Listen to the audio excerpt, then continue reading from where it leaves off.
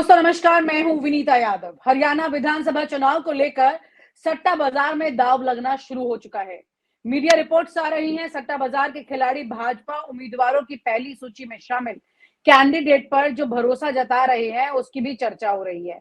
बड़ी बात यह है कि यहाँ पर सट्टा बाजार जिस तरह से अपने आंकड़े दिखा रहा है, वो पिछली बार भी लोकसभा चुनाव से पहले जैसी तस्वीरें सामने निकल कर आई थी सट्टा बाजार की, अब उस पर लोगों का यकीन होना थोड़ा सा मुश्किल हो गया है।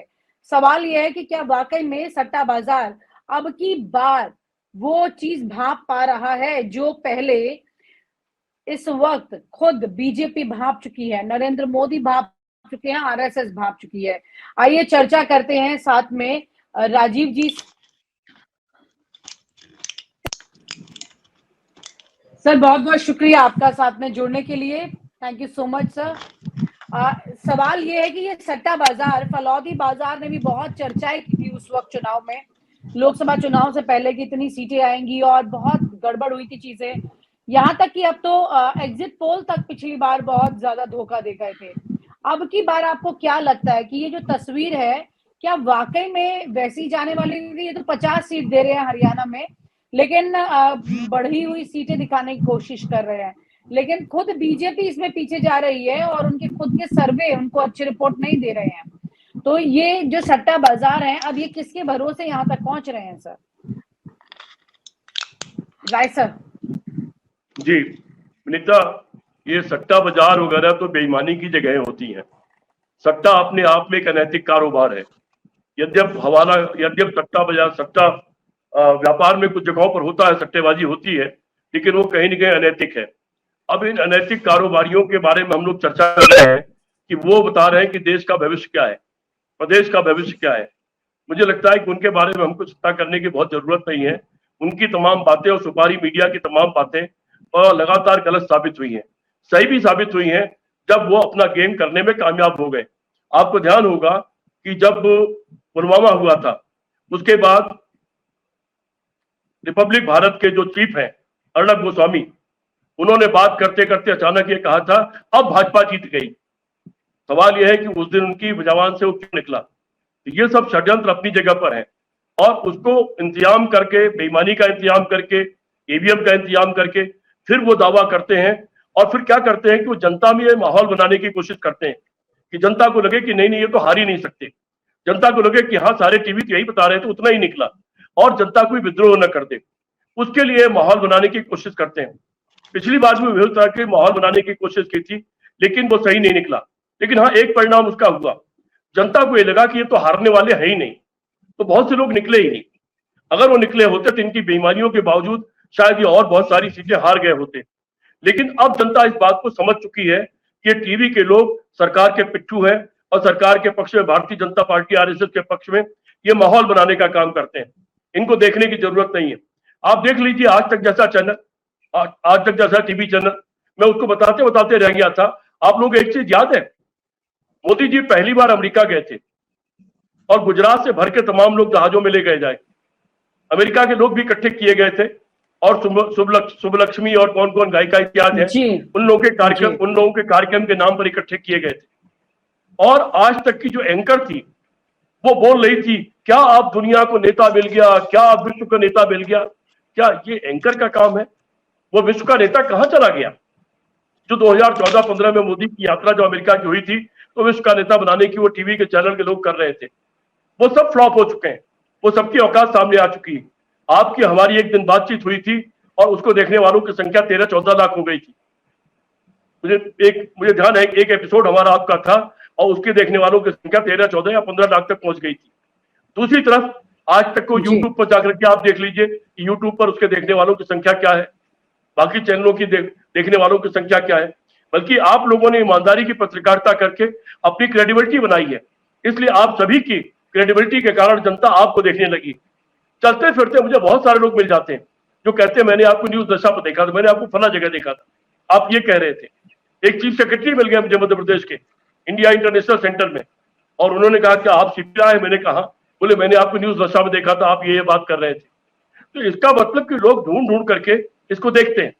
मैं कल या परसों बाजार गया था, बाजार में मुझे कुछ खरीदना था, दुकानदार ने मुझे देखा, बोले सर मैं तो आपको देखता हूँ, फला फला चैनल पर देखता हूँ, और उसने टीवी का नाम नहीं लिया, उसने यूट्यूब चैनल्स का ही नाम लिया, आपका चैनल भी था उसमें। तो इसका मतलब कि जनता आप ढूंढ ढूंढ करके यूट्यूब चैनल्स के डिबेट और बहस को देख रही है, उसको जानकारियां मिलती हैं।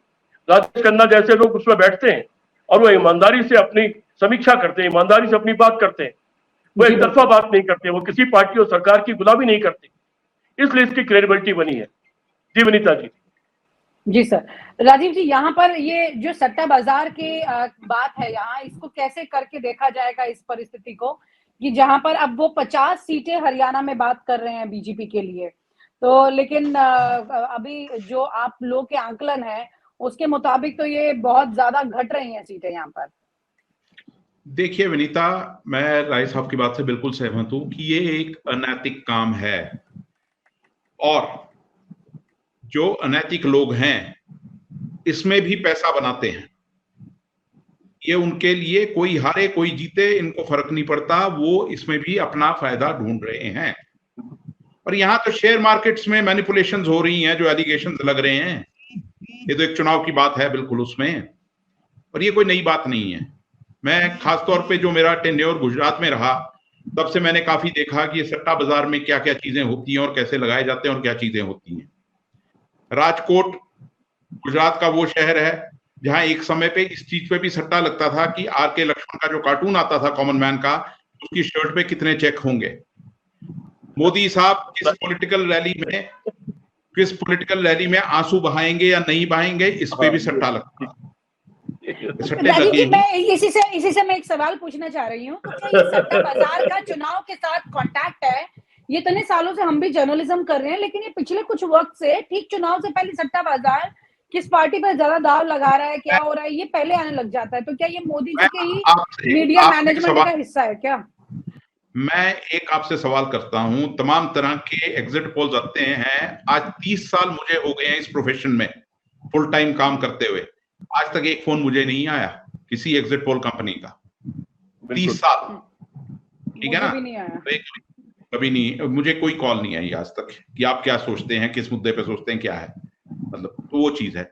एक मीडिया मैनेजमेंट का ये भी एक टूल है, जो ट्राइड एंड टेस्टेड टूल्स हो गए ना, ये आपको माहौल बनाने में मदद करते हैं। टीवी चैनल्स पे क्या होता है, एग्जिट पोल्स, आप इस चीज को छोड़िए, आप ये 2021 की चले जाइए, जब बंगाल का चुनाव था और शायद एक जगह का और था, जब इन्होंने बड़ी ईमानदारी से टीवी वालों ने बोला कि क्योंकि कोविड काल है इसलिए हम एग्जिट पोल्स शो नहीं करेंगे, हम केवल रिजल्ट्स बताएंगे।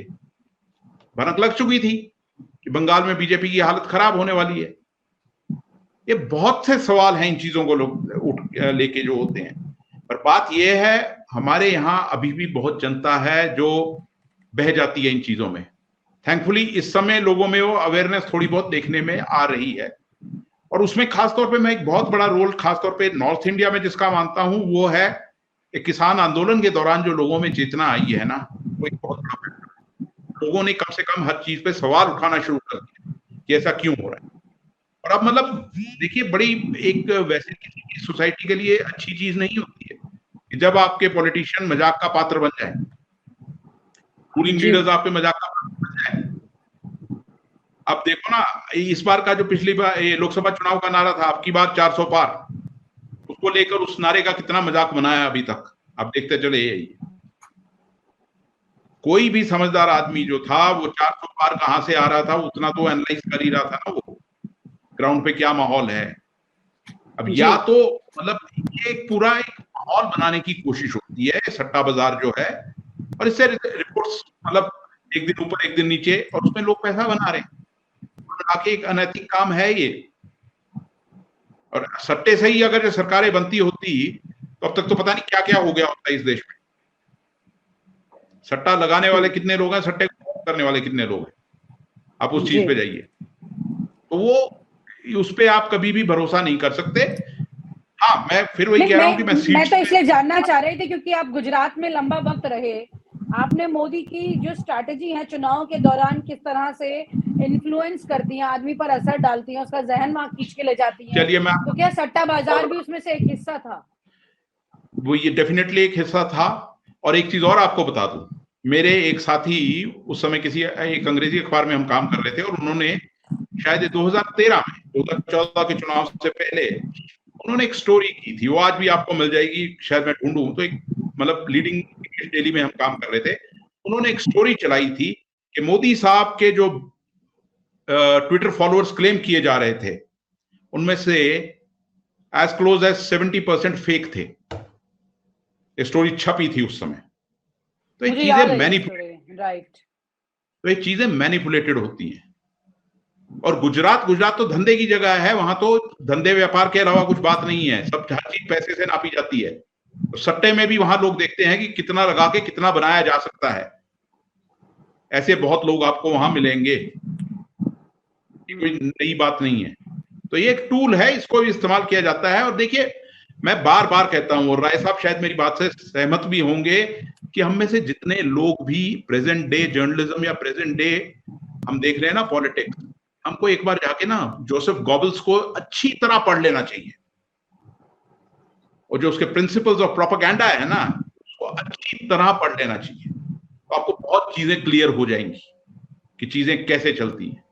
मैं तो कहता हूं एक जोसेफ गॉबल्स को पढ़ना बहुत जरूरी है, और दूसरा अपना 1984 वो किताब ऑरवेल का पढ़ना बहुत जरूरी है, क्योंकि we are living in those Orwellian times. जी, आपको बहुत चीजें क्लियर हो जाएंगी। जितने भी हमारे दर्शक इस समय देख रहे हैं, मैं उनको कहूंगा कि ये चीजें आप पढ़ ले, आपको बहुत सी चीजें बिल्कुल क्रिस्टल क्लियर हो जाएंगी, और फिर आप कमेंट कर जाएंगे। प्रॉब्लम विनीता ये है कि हम उस दौर में हैं जहां पत्रकारिता को तो रिड्यूस कर दिया गया है। देखिए, हु व्हाट व्हेन वेयर तो कोई भी आपको दे देता है, वो व्हाट्सएप पे भी आ जाता है, फला जगह पे क्या हुआ, कौन था क्या। बेसिकली जो रूल है हाउ एंड व्हाई, उससे सरकारें भी डरती हैं, और उसको उठाने में ये so called main stream media भी डरता है। कि हम लोगों का काम है हाउ एंड व्हाई, क्यों ऐसा हो रहा है, कैसे हो रहा है। वो जो हाउ एंड व्हाई है ना, सारा खेल आपको वहां समझ आएगा अगर आप ये दो सवाल पूछने शुरू। जी, यहीं पर अभी जिस तरह से राय सर, ये महाराष्ट्र में लगातार घटनाएं ऐसी हो रही हैं, हरियाणा की तो परिस्थिति है ही मतलब खराब इस वक्त, जिसमें बीजेपी को पूरी तरह से ये जानकारी मतलब पार्टी के अंदर भी खराब है, जनता के बीच भी खराब है, सर्वे में भी खराब आ रही है, सारी चीजें। वहीं पर महाराष्ट्र भी कुछ इतर नहीं है, वो उसकी भी कंडीशन ऑलमोस्ट सेम है। और ऊपर से कहते हैं ना, करेला ऊपर से नीम चढ़ा, तो वहां पर कभी शिवाजी की मूर्ति जो है वो टूट रही है चुनाव से पहले, कभी जो उनके नेता हैं उनके बेटे ऑडी कार से कुचल देते हैं। इस तरह की तमाम चीजें सामने आ रही हैं। तो ये सट्टा बाजार कितना ही कुछ कर ले, क्या आपको लगता है ये सारी जो इतने बड़े डैमेजेस है इसको भांप पाता है? विनीता, सिर्फ उतना नहीं हो रहा है, पूरी की पूरी बनी हुई नई सड़कें बह जा रही हैं, नए बने हुए पुल गिर जा रहे हैं। गुजरात में भी गिरे, गुजरात की तमाम सड़कें बह गई हैं। गुजरात में आप रहे राजेश जी, वहां के दृश्य देख रहे होंगे। वहां के तमाम शहर जिस गुजरात मॉडल के नाम पर मोदी जी आए थे शान से, वहां के तमाम शहर नाव चलने की स्थिति है। मैं किसी शहर में देख रहा था जिसमें रेलवे स्टेशन पर पहुंचाने के लिए नाव चलाई जा रही थी। गुजरात की वो हाल है। चलते चलते कोई मोटरसाइकिल वाला सड़क धंस गई और अंदर चला गया और मर गया।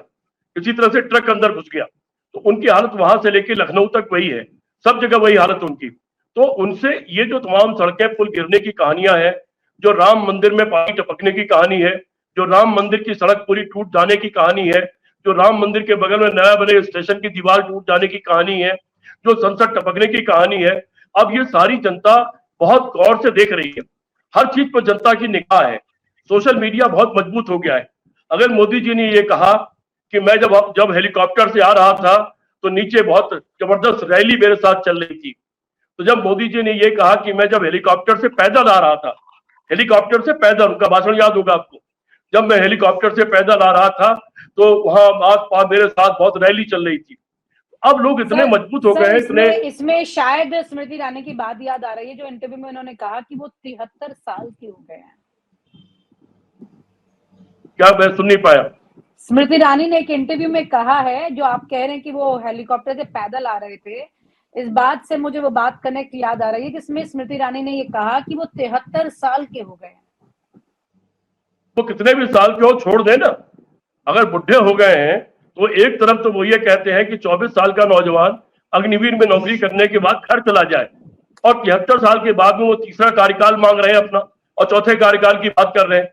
जब इतने बुढ़ऊ हो गए हैं तो चुपचाप इस्तीफा देके घर चले जाना चाहिए, बता देना चाहिए कि मेरी मानसिक स्थिति अब ठीक नहीं है, अब मुझे दिमाग में कुछ आता नहीं है, मुझे फला न फला बीमारी हो गई, मैं भूलने लगा हूं। उनको देश के सामने यह स्वीकार कर लेने में शर्म नहीं आनी चाहिए। स्मृति ईरानी को उनको ये राय जरूर दे देना चाहिए, बड़ी खास है उनकी, ये राय उनको दे देना चाहिए। हाँ, तो मैं वो बता रहा था कि उन्होंने जब हेलीकॉप्टर वाली बात कही, उसके बाद एक आम आदमी अपनी साइकिल पर और कागज से हेलीकॉप्टर बना के उसका मीम डाल रहे थे, मोटरसाइकिल स्कूटर पर बना के मीम डाल रहे थे, कोई अपनी जीप पर मीम डाल रहा था। तो अब आम आदमी ने मोदी का मजाक उड़ाना शुरू कर दिया है। मोदी ने पहले भी गलतियां की, 4 अलग अलग युग के लोगों को एक साथ बैठा के उनकी मीटिंग करा दी। जो पंजाब से आगे नहीं बढ़ा उसको उन्होंने गुजरात, उसको उन्होंने बिहार तक पहुंचा दिया। जो बिहार में है ही नहीं उसको उन्होंने बिहार का बता दिया। उन्होंने मिसेज ओबामा को एमआरएस ओबामा बोला था, आपको याद होगा, अपने भाषण के दौरान, ओबामा के दौरे के दौरान। लेकिन तब उनके बारे में लोग मजाक नहीं उड़ाते थे, उनका अपना एक माहौल चल रहा था। लेकिन अब आम जनता उनका मजाक उड़ाने लगी है और ये मोदी तक बात पहुंचनी चाहिए। उनको समझ में आना चाहिए कि चुपचाप इज्जत से अब विदा हो जाए, इज्जत से इस्तीफा दे दें, ये उनको समझ में आना चाहिए। और इज्जत से इस्तीफा नहीं देते और विदा नहीं होते विनीता, तो मैं आज एक प्रेडिक्शन कर देता हूं, मोदी जी की सरकार जब जाएगी, यह देश हतप्रभ रह जाएगा। भ्रष्टाचार के इतने बड़े बड़े कारनामे खुलेंगे, मोदी जी के इतने बड़े बड़े कारनामे खुलेंगे, इतना बड़ा देश विरोधी कार्य खुलेगा, ये देश हतप्रभ रह जाएगा। और फिर इन लोगों के लिए अच्छी जगह क्या होगी वो सारी दुनिया जानती है। जी वनीता जी, यानी कि कुल मिलाकर के जो सट्टा बाजार है वो राजीव जी की बात के बाद में एक बात तो समझ आ गई है कि इस पर इन्फ्लुएंस होकर के किसी भी खबर की तरफ नहीं जाना चाहिए। ये एक इस पूरी राजनीतिक साजिश का हिस्सा हो सकता है। क्योंकि जो अभी आखिरी सवाल के साथ और संक्षिप्त में जवाब के लिए सर आप दोनों से कि जो 50 सीटें सट्टा बाजार दिखा भी रहा है हरियाणा में, क्योंकि एक बार मतलब मैं आपसे जानना भी चाह रही हूँ, आपके हिसाब से कितनी सीटें ड्राई सर सट्टा बाजार 50 सीटें दे रहा है वहां पर?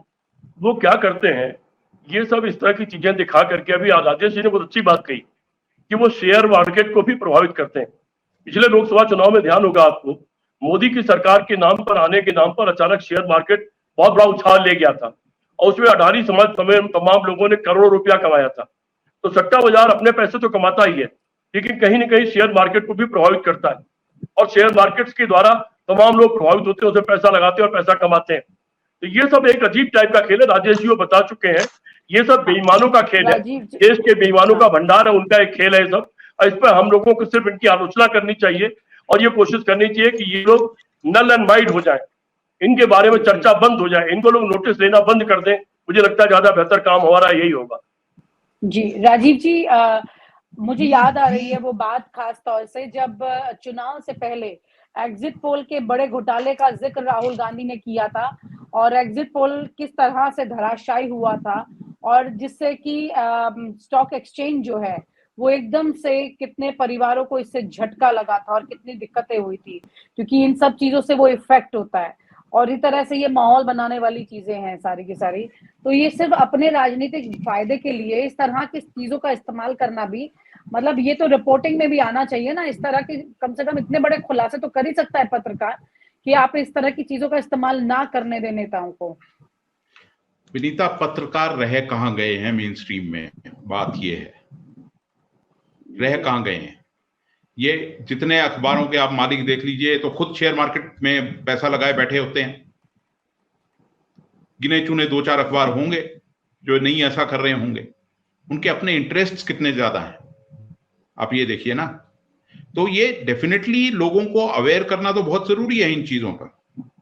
और वो मैं यही कहूंगा, राहुल गांधी ने बात की थी जो लोकसभा चुनाव के बाद कि कैसे धराशायी हुआ, वो पूरा माहौल बनाने की कोशिश थी और धराशायी हुआ। पर इस कैंपेन को आगे ले जाने की जरूरत है, लोग इन चीजों में ना आए। अभी टीवी चैनल शुरू हो जाएंगे, देखना कुछ दिन बाद भी कि भाई ये हो गया, वो हो गया, ऐसा हो गया, वैसा हो गया, तो पूरी वो चीजें चलनी शुरू हो जाएंगी। अखबारों में ऑलरेडी चल रही है। पर लोगों को अवेयर करना, और इसके लिए तो सबसे बड़ा जिम्मेदारी फिर ऑपोजिशन पार्टीज की होती है ना, ये तो उनका काम है। हमारा काम है मुद्दे उठाना हमारा काम है मुद्दों की तरफ ध्यान ले जाना। हमारा काम ये नहीं है कौन जीत रहा है कौन आ रहा है, सरकारें आएंगी जाएंगी। हमारा काम है इस देश में डेमोक्रेसी स्ट्रेंथन होनी चाहिए और लोगों को, जो आम आदमी है, उसको उसका हक मिलना चाहिए। हमारा काम कुल इतना है जी। यानी कि कुल मिलाकर के सट्टा बाजार कुछ भी कह रहा है। अब तो ये सारी चीजें बेमानी सी हो गई हैं, खासतौर से लोकसभा चुनाव के बाद में। क्या तस्वीर होती है, क्या दिखती है और क्या फाइनली रिजल्ट में निकल कर आती है, तो वो माना वही जाएगा जो रिजल्ट में निकल कर आएगा। हरियाणा की भी तस्वीर काफी हद तक दिखाई दे रही है। सट्टा बाजार कुछ और कह रहा है, लेकिन निकल कर क्या आता है रिजल्ट में वो भी दूर नहीं है। बहुत बहुत शुक्रिया। Thank you so much sir. Thank you so much Rajeev ji. Thank you. और आप हमसे जुड़े रहने के लिए सब्सक्राइब करें YouTube पर, फॉलो करें Twitter पर और लाइक करें Facebook पर। और ज्यादा जानकारी के लिए आपको टाइप करना होगा सिर्फ न्यूज नशा।